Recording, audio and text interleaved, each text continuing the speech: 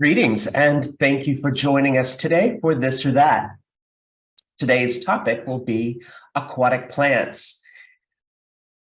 If you have been with us throughout our series of This or That, you will know that we take some commonly confused species or misidentified species of plants and animals in Florida. And it's all coming from a publication that we put together here to help you in the field. But this series helps take you through that guide and appreciate it perhaps a little bit better. My name is James Stevenson. I grew up here in Pinellas County. I'm a botanist by trade, including some training and work at the Royal Botanic Gardens in Kew. So I have certainly seen a couple of plants in my career. I'm now working with the University of Florida Institute of Food and Agricultural Sciences and Pinellas County, coming to you from Brooker Creek Preserve up here in the north of the county. As a part of the University of Florida IFAS Extension Service, we are ultimately answerable to the Department of Agriculture, of course, a federal department. And as such, we have to make sure that all of our presentations, all of our educational materials is accessible to all. If at any time you feel like you are not getting treated fairly in our educational outreach, we do want you to know that there is a way to address that by contacting the U.S. Department of Agriculture and their discrimination department. Audio settings for Zoom. Welcome to Zoom if you haven't used it before. This is not interactive per se. We're not going to turn on cameras and wave at each other, but you will be able to hopefully hear me properly. And if you need to adjust your audio settings, you can find those settings on your toolbar. Questions we would certainly encourage, and I will do my very best to keep my eye on the Q&A. If you click on that Q&A, it will open a box where you can enter a question, and then I will do my very best to get to those questions at the end of today's brief Lunch and Learn presentation. You can also use the chat. If you're having any technical difficulties, you can get in touch with Julia, the co-pilot today, who can hopefully help you sort out any technical difficulties. So today's focus, this or that, aquatic plants. So if you happen to be fortunate enough to live near a body of fresh water, we're going to take a look at some of the plants that you might find there that might easily be confused with others. Now, it's funny, we're not talking about plants that would grow at the coast in the salt water. That would require a whole half hour on its own. And those plants are generally referred to as coastal vegetation rather than aquatic. Aquatic generally refers to plants of freshwater systems, aquatic systems. So we'll look at a comparison between, and these are all the common names. We'll provide you with the Latin names as we go along, so you can be sure you know exactly the plants that we're talking about.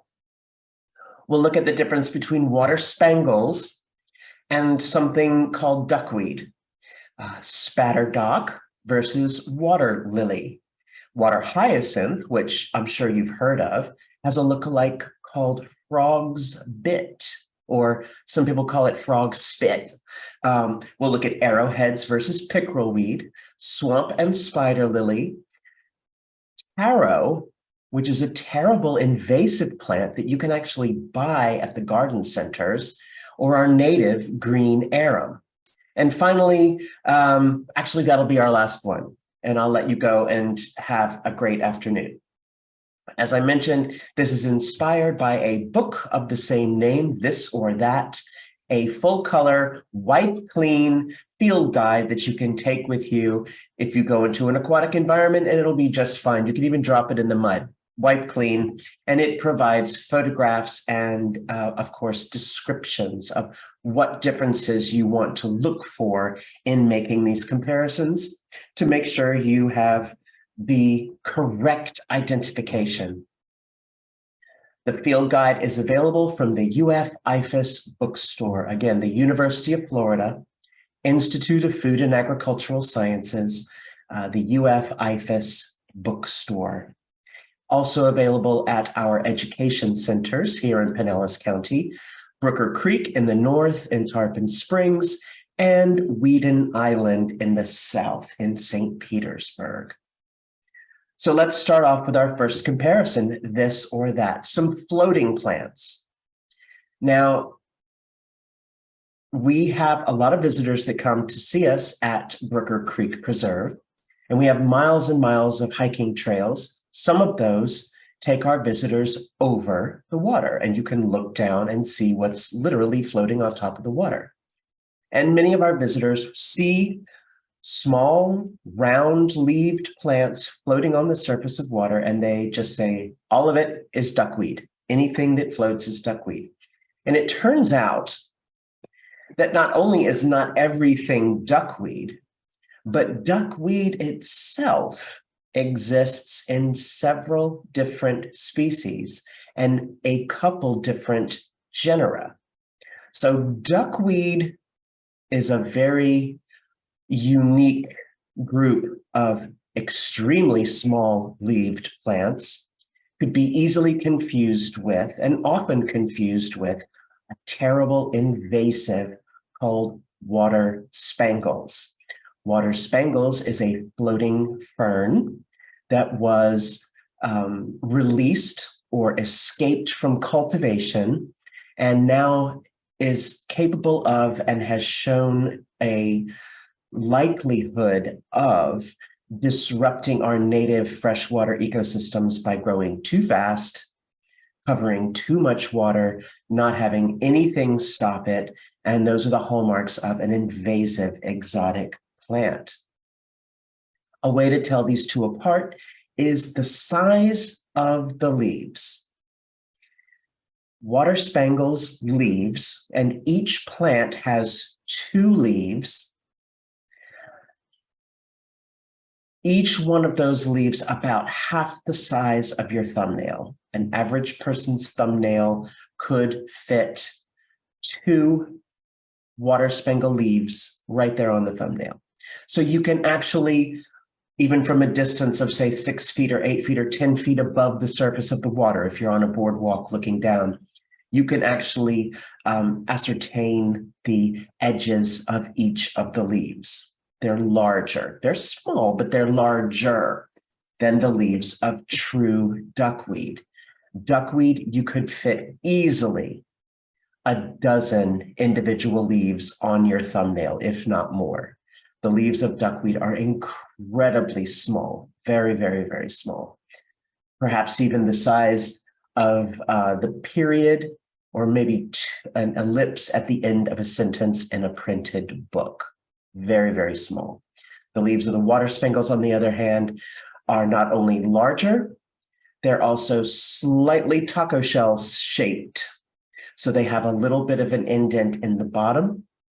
The surface of the leaves are also covered in hairs that help make those leaves waterproof. You can see in this photograph with water spangles on the top, what look like little dots of mercury on the surface of the water spangles leaves. Those are those hairs making the underside of, which is presented upwards, of those leaves waterproof, and the water kind of beads up and dances along the top of the leaves there. So that's the quickest way to make an identification. Here we have slightly enlarged view of both of these species, with the water spangles being characteristically 3-dimensional, kind of cupped. You can see a better example of those hairs on the surface, versus the duckweed, very flat, very shiny. That's not because they have droplets of water. It's just their nature to be shiny and waterproof. They have more of a waxy leaf surface. And again, to reiterate, those leaves are extremely small, especially compared to the water spangles. There are other floating plants, some with very, very small leaves, like the mosquito fern. And the mosquito fern is that floating plant that in midsummer will turn a standing body of fresh water bright red. Perhaps you've seen this. Mosquito fern, another fern, just like water spangles. This one, however, is native. And it may seem to be an invasive plant in that this water fern can cover an entire small pond surface in the summertime, but it's actually a native.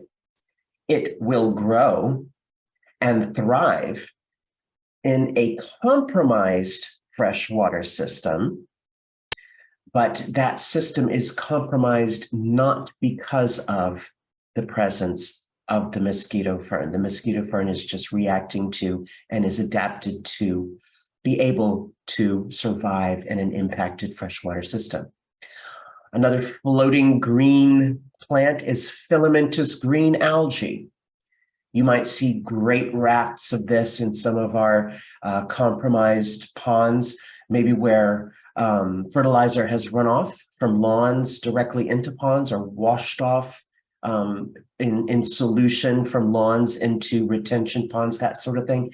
That can encourage the growth of native filamentous green algae. So other floating plants that may exist in amongst the water spangles and the duckweed. So here's a true or false.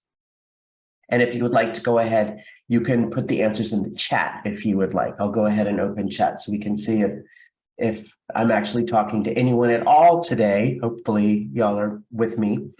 True or false, all small-leaved floating plants are duckweed. Is that true or false? Oh, they're rolling in. We're getting some answers rolling in, and it looks like you guys got the message. Not every small-leafed floating plant is duckweed. We've learned that there's at least one other that's this thing called water spangles, which if you can identify, and if you have in your sphere of influence, perhaps you could help us eradicate, because water spangles is notoriously difficult to get rid of. As with any invasive plant, you're going to want to put that in a black plastic bag and send it to the dump. Don't give it any opportunity to escape back into the wild. Let's look at two native plants now, two of our larger aquatic plants that are actually rooted into the bottom of a pond or a freshwater system. Now, the water spangles and the duckweed and the mosquito fern and the filamentous green algae, those are all free floating along the surface of the water. These two are rooted into the mud at the bottom of a freshwater system. One, and they look very similar, obviously. Their leaves are large and saucer-shaped, perfect for floating on the surface of the water, and their flowers jump up out of the water so they can attract flying rather than swimming pollinators. One is called spatterdock, and the other is water lily. Now, you wouldn't be faulted for referring to spatterdock as one of the water lilies, but technically speaking, if you look closely at the Latin names of these two, spatterdock is in a different genus than the water lily proper. So spatterdock is in the genus Nuphar, whereas water lily is in the genus Nymphea. And if we look closely at their flowers, you'll see the differences there. But the leaves, they're built to do the same job, so they have similar forms.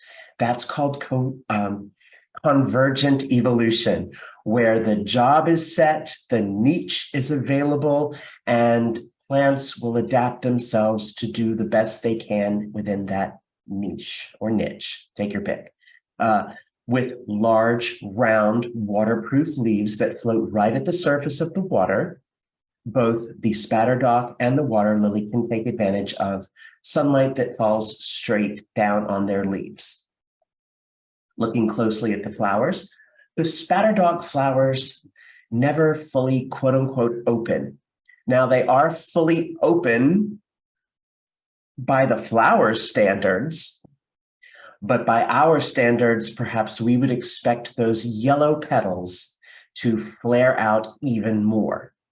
But when this flower is fully ripened or fully mature or fully opened, it forms this kind of a closed bag shaped. So the pollinators only have a narrow slit to fly into to get to that nectar reward. And then they're going to bounce around on the inside, hopefully bouncing some pollen that they may have collected off another flower into this flower as they bounce around trying to find their way out after they've had their nectar reward. The water lily, on the other hand, is more open. It has lots and lots of the pollen-carrying stamens that are oftentimes towards the center of the flower, the size and shape of petals themselves. So lots of area to clamber around and stumble around. Water lilies have a close association with beetles, and beetles are notoriously clumsy. They're not very strong flyers, and they kind of, again, clamber around, stumble around, trip and fall and roll in these flowers as they seek the nectar reward. And in that clumsy habit, get covered in the pollen that they will then transfer to another lily flower. So the spatterdock, yellow flowers, not fully open, versus the water lily with very wide, broad, expansive flowers that are very beetle-proof. Now, the floating leaves themselves do look very similar. And again, convergent evolution has devised this floating leaf that is responsible for collecting lots of sunlight as it beats straight down from above. And to maximize on that surface area for collecting, they have a similar shape. But in the absence of those flowers, the spatterdock, you can see, has a more pointed leaf tip. I'll take my pointer here and show you that the leaf tip, the overall leaf shape is more like the letter A, if you see that. Whereas the water lilies tend to have a more rounded leaf tip. So the area across, directly across the leaf from this notch here in the spatterdock is more pointed, and across from the notch in the water lilies, it's more rounded. Now, these are both native plants. They're both equally happy at home in shallow freshwater systems. It just might be good to know which is which in case you were trying to make a bet with someone. Spatterdock, you will see yellow flowers throughout the summer. The water lilies tend to flower for a brief-ish time in the spring. Spatterdock continues to flower for most of the growing season. Spatterdock leaves are much more likely to catch the breeze, and you can see them being much more three-dimensional, flapping around off the surface of the water as well. So from a distance, if you're driving by in a car and you see dots of yellow and three-dimensional leaves that might be waving at you as you drive by, you're likely passing a big raft of spatterdock. Some floating plants again. Now, these two are not rooted into the bottom of a freshwater system, but they can when water levels drop. These two, generally floating, rafting aquatic plants, can root into the mud should the water levels drop. And at that time, they can be very easily confused. And in this case, it's important to know the difference because one of these, the water hyacinth, is another one of those terrible, invasive, exotic plants that have a negative impact on our native freshwater aquatic ecosystems. The other, frog's bit or frog spit, can resemble water hyacinth, especially when it's rooted into the mud in a receding water level in a freshwater system. You may have never even met frog's bit before. You may have been in its presence and not realized it. Water hyacinth has, of course, a very showy purple flower with that classic characteristic kind of peacock detailing on that upper petal. Frog's bit tends to make a very much, in comparison, nondescript flower, a series of stringy petals, highly fragrant, very attractive, again, to beetles, clumsy beetles. It has plenty of surface area for beetles to clamber around on.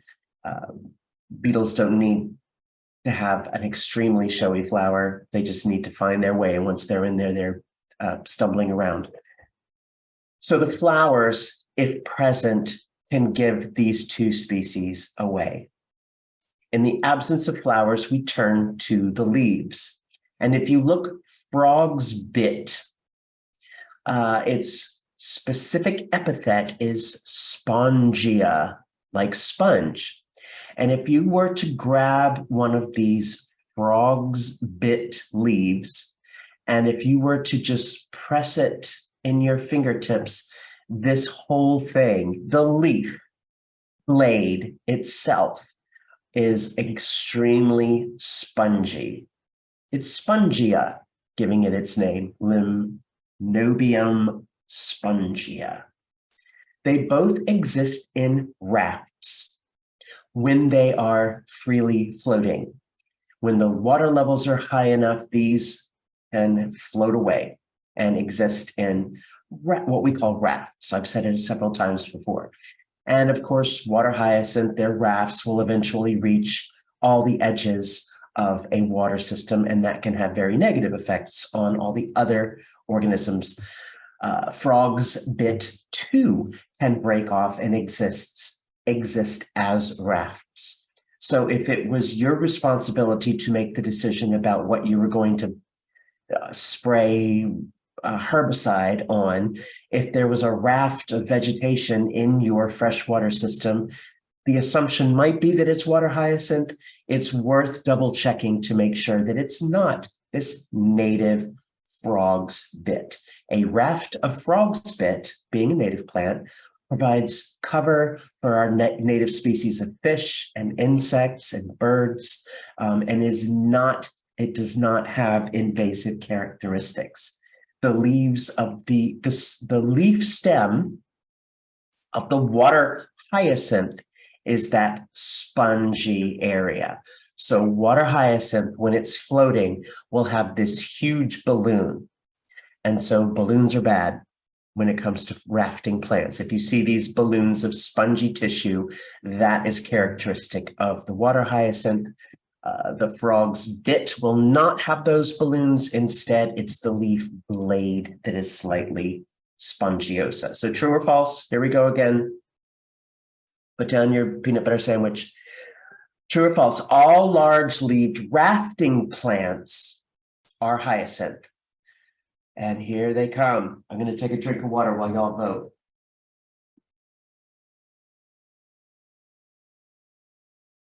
Very good. You are right. That is false. There are other rafting plants. Here's one I would like to introduce you to, a rafting aquatic orchid. This orchid is fully aquatic. It's called the water spider orchid. This is a native orchid. Here it is rafting across a lake not far from Brooker Creek, accompanied by real native duckweed, the real thing. And on closer inspection, you can see the water orchid being very orchid-like and having real petals, not the kind of thing that you might wear out on an evening pinned to your shoulder, but an orchid just the same, and a native just the same, and a very important part of a healthy ecosystem. So just an example of another rafting plant that I kind of wanted you to meet. Our next aquatic pair would be this or that duck potato or pickerel weed. Now, these are both native plants as well, and these are emergent. So these are also rooted into usually the very edge of a freshwater ecosystem. So the water lily and the spatterdock, they're going to be rooted further into the pond, and their leaves will rise up to the surface of the pond. These two, duck potato and pickerel weed, will be rooted right at the edge of the body of water. Their leaves can be deceptive in telling them apart. Obvious difference between the two is the color of their flowers. They both make spikes of flowers that are very vertical in their presentation, the duck potato having white flowers and the pickerel weed purple. That's not hard to remember. Purple pickerel, right? The leaves are both arrow-shaped as well. Many of the duck potato species, and we have about 6 or 7 different species of duck potato, many of them have arrow-shaped leaves, as do the pickerel, as does the pickerel weed. If you look, that's a very upright arrow there.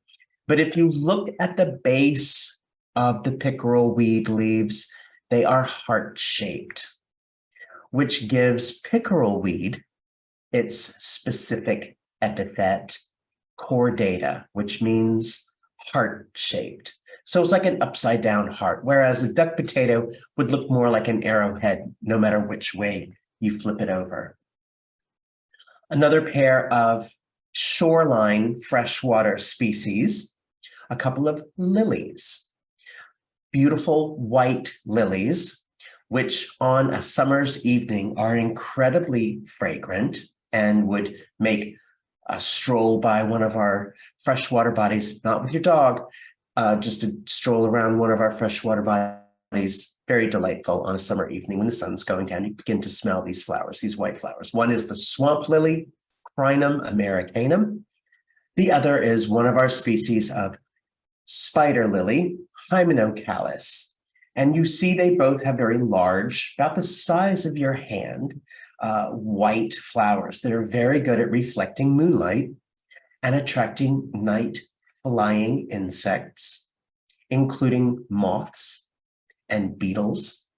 The sphinx moths in particular love to approach, fly around the face of these flowers and get dusted with the pollen from those stamens that stick well away from the flower. You can see the yellow-tipped stamens on the Hymenocallis in the lower photograph there.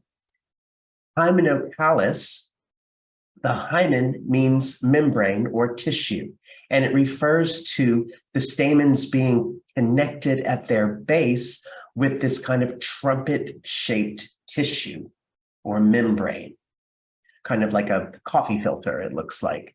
And Hymenocallis means beautiful membrane. So not only is that membrane present, but it actually adds to the bulk, the sum, and the substance of the flower itself. It makes a very beautiful flower, the very beautiful membrane. So here are those two flowers side by side. The swamp lily, the Crinum americanum. You may have heard of crinum. There are quite a few landscape plants that are crinums. Yes, it's the same genus. No, it is not the same plant.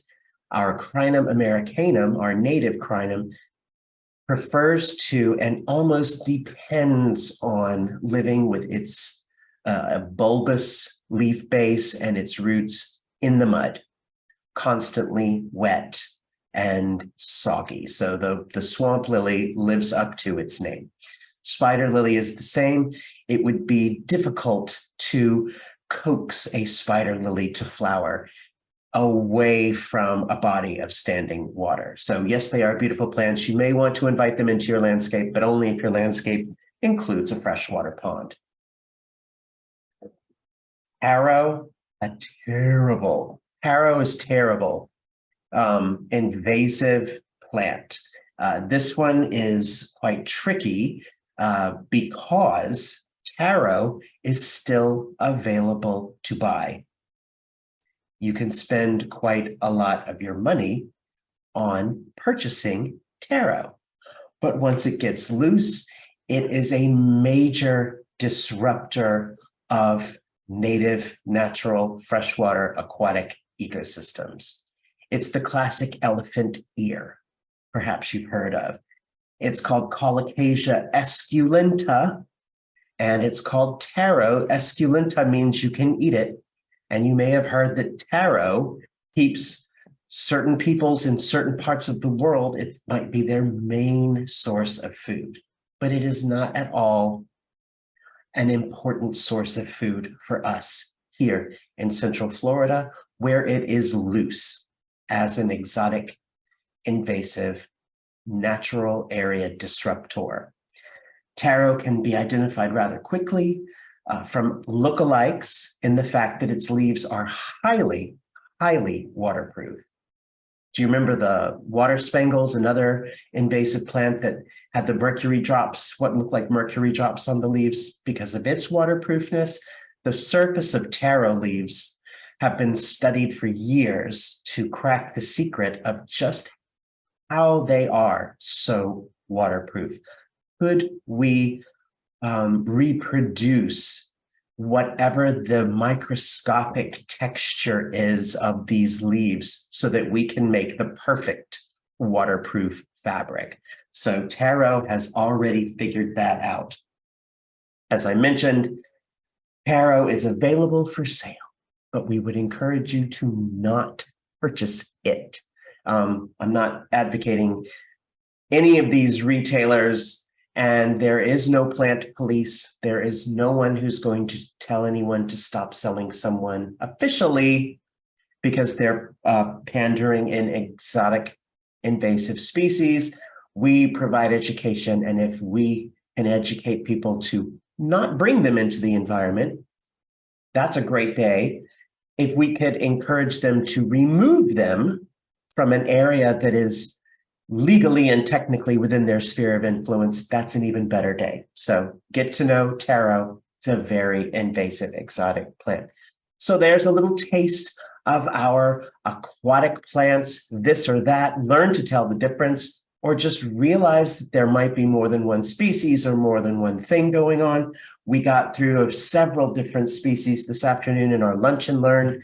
There's lots of ways that you can help, of course. As I mentioned, if you can identify a non-native species, get involved in removing it. Use native species in your landscapes, take part in restoration events, contribute to a specialty license plate. Let someone else make that contribution for you. Consult our blogs, ifasufl.edu, for lots of in-depth information that are linked to long-form technical publications. Our webinars are all available on our YouTube playlist. YouTube, you just need to look for that IFAS extension Pinellas County. And there's a whole series of this or that, how to tell individual species apart. Again, we want to encourage you to check out our field guide. You can take this information right into the field with you, learn as you go, and then you can teach what you've learned. And just for your information, Lara has produced a podcast, lots more than this or that, just really wonderful information about our wonderful part of the state of Florida and the natural plants and animals that are found there. I would like to now take any questions that you have. I realize we've gone over a little bit. Thanks very much for joining us. If you do have any questions, comments, complaints, anything like that, suggestions, you can contact me here at the office or drop an email, jb.stevenson@ufl.edu. Thanks so much for joining us today.